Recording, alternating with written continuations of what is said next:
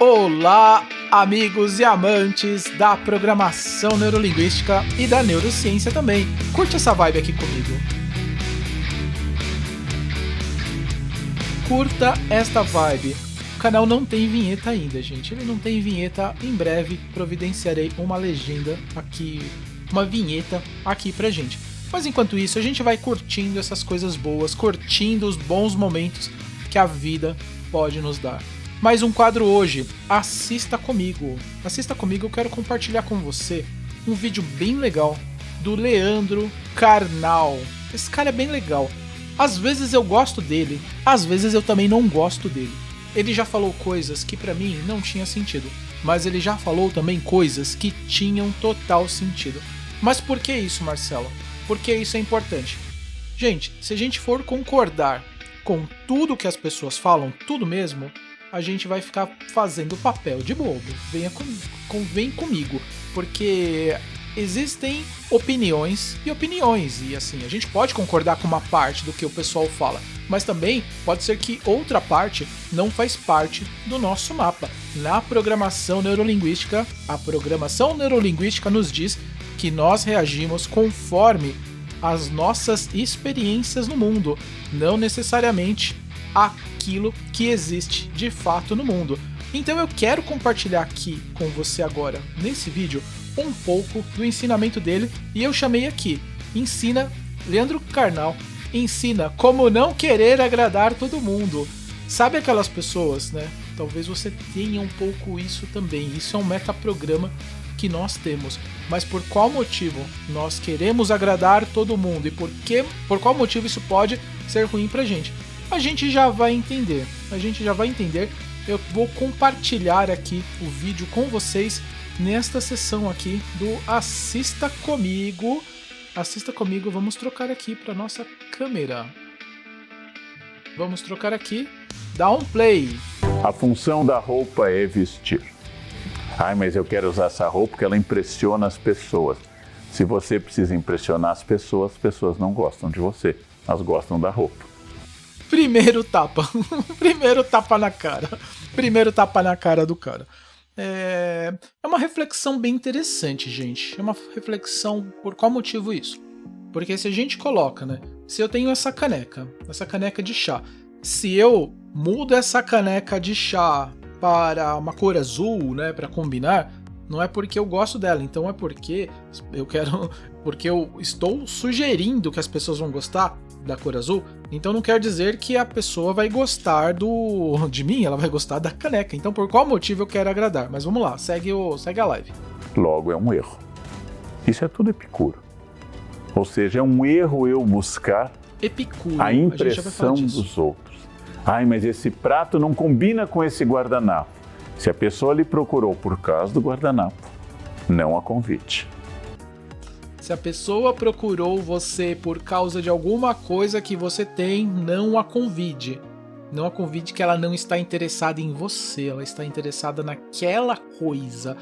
Pega a sacada, e essa sacada é importante. Porque se é um amigo seu, não vai levar isso em conta. Epicuro manda uma vida... Epicuro, a gente já vai falar sobre isso, mas vamos seguir aqui um pouquinho, que daqui a pouco a gente vai ter que estudar um pouquinho sobre esse cara. Simples, mas de prazer, não uma vida monástica, não há cristianismo em Epicuro, não é uma vida de abnegação, não é uma vida numa caverna, é a proposta de uma vida tranquila, fácil, agradável, que não busca a cena nem a satisfação dos outros, mas o equilíbrio de si. Ele falou que não é... Eu acho que Epicuro aqui a gente vai entender junto, mas eu acho que não tem a ver com estoicismo. E a gente vai entender daqui a pouquinho, que eu trouxe aqui pra gente também estudar um pouco mais sobre esse cara que ele tá falando. Epicuro não oferece uma fórmula, apenas nos faz questionar. Tudo aquilo que te angustia, tudo aquilo que te faz perturbado, tudo. Provavelmente é uma invenção, e essa invenção vai tornar o prazer mais difícil. É verdade, tem sentido. Vamos seguir aqui. E vai atrair a dor. Você tem que evitar a dor e se aproximar do prazer. Evitar a dor. De um lado a gente tem a dor, do outro lado a gente tem o prazer. Isso aqui é uma coisa bem importante, gente. Por qual motivo? Já falei sobre um metaprograma também. Metaprograma que a gente está... Algumas pessoas, elas buscam a forma de motivação. Elas buscam se aproximar de um prazer, enquanto outras se afastarem da dor. Isso aqui é uma sacada também, uma sacada da PNL. E quando se diz não temer a divindade, é não temer nenhuma força maior do que você mesmo. Tô lendo aqui isso que ele colocou. Tetrafármaco. E pronto. Essa é a não temer a divindade. Ele vai falar aqui. Grande questão para Epicuro. Essa proposta, naturalmente, ela pode ser desenvolvida, dá para dar um curso sobre Epicuro. Já fiz muitas palestras sobre os textos de Epicuro, mas ver, a morte não é nada para nós, porque quando existimos não existe a morte, e quando existe a morte não existimos mais. Vamos pegar um pouquinho, gente. Eu acho que está na hora da gente entender um pouquinho quem que é esse Epicuro aqui. Eu trouxe um texto aqui pra gente dar uma refletida aqui, logicamente na nossa incrível Wikipedia. Olha só, o que a gente vê aqui, né, é um filósofo lá da epicurismo, que foi a escola, o que ele fez, o que ele criou, a sequência deles, né? Principais interesses, o hedonismo e o antomismo. Então, assim, um filósofo grego que ele nasceu, provavelmente, Epicuro dos Samos. Já ia ler dos Santos. Marcelo, não fala besteira, não é dos Santos, é dos Samos. Lê direito, Marcelo. Nasceu 341 a.C., em Samos, em Atenas. Ele nasceu em Samos, morreu em Atenas, lá na Grécia, um filósofo grego. Do período helenístico. Esse período aqui é bem legal, tem muita gente bacana falando sobre coisas aqui. Seu pensamento foi difundido em numerosos centros, blá, blá, em Roma, blá, blá, blá. Falou, nasceu na ilha de Samos, tá, já sabemos disso. Filosofia e obra. Eu acho que vale a gente dar uma lida sobre isso, e por isso eu vou convidar o meu assistente virtual, Ambrósio. Ambrósio, lê pra mim, não vai fazer palhaçada, hein, Ambrósio? O propósito da filosofia para Epicuro era atingir a felicidade, 2, estado caracterizado pela aponia, a ausência de dor física, e ataraxia ou imperturbabilidade da alma. Ele buscou na natureza as balizas para o seu pensamento. O homem, a exemplo dos animais, busca afastar-se da dor e aproximar-se do prazer. Estas referências seriam as melhores maneiras de medir o que é bom ou ruim. Utilizou-se da teoria atômica de Demócrito para justificar a constituição de tudo o que há. Das estrelas à alma, tudo é formado de átomos, sendo, porém, de diferentes naturezas. Dizia que os átomos são de qualidades finitas, de quantidades infinitas e sujeitos a infinitas combinações. Esses caras aqui, eles já estavam falando sobre átomos, gente, olha só. Agora aqui vai falar sobre morte, não sei o que. Então eu trouxe aqui dois grifos meus, tá? Dois grandes grifos meus que eu vou pedir para o Ambrósio ler também para mim. Sobre a certeza. Isso aqui já faz parte da obra dele. A parte da obra. Segundo Epicuro, para atingir a certeza é necessário confiar naquilo que foi recebido passivamente na sensação pura e, por consequência, nas ideias gerais que se formam no espírito como resultado dos dados sensíveis recebidos pela faculdade sensitiva. Olha, a faculdade sensitiva, gente. Aqui a gente já podia extrapolar até para algumas outras partes mesmo de sensitismos, de... Não é uma questão religiosa, mas sim você perceber, você ter mais uma consciência sinestésica muito maior do que simplesmente os nossos principais instintos lá, que é o olfato, instintos não, a parte sensitiva do nosso corpo, né? O nosso olfato, a audição, onde a gente recebe os estímulos. Me falhou a palavra agora. Mas tem aqui um pouco, deixa eu ver, o antomismo aqui, o atomismo, vamos ler aqui um pouco. Epicuro defendia ardorosamente a liberdade humana e a tranquilidade do espírito. O atomismo, acreditava o filósofo, poderia garantir ambas as coisas desde que modificado. A representação vulgar do mundo com seus deuses, o medo dos quais fez com que se cometessem os piores atos, é obstáculo à serenidade. Todas as doutrinas filosóficas, salvo o atomismo, participam dessas superstições, segundo Epicuro.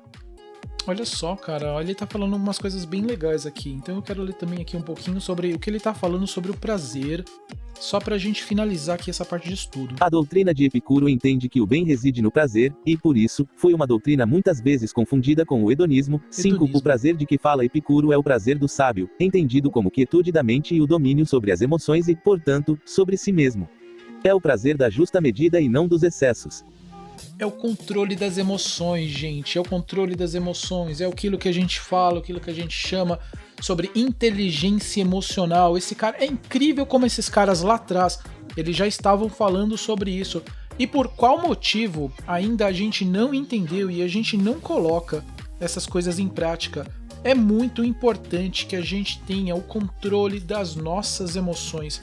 O controle das nossas emoções, porque somente a partir daí a gente vai ter esse estado que ele falou, de um estado de prazer. O prazer vem daí. O prazer vem da leveza da alma, do leveza do espírito, quando a gente controla as nossas emoções.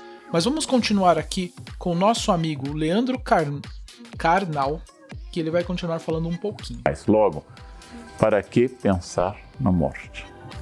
Por que pensar naquilo que você nunca encontrará? Nunca encontrará. Você não precisa ter medo de um sentimento ou um fato que nunca lhe acontecerá. Nunca alguém morreu no mundo. Como assim? Porque quando morreu não era mais alguém. Porque quando morreu não era mais Todo alguém. Todo mundo existiu enquanto não existiu a morte. Pronto.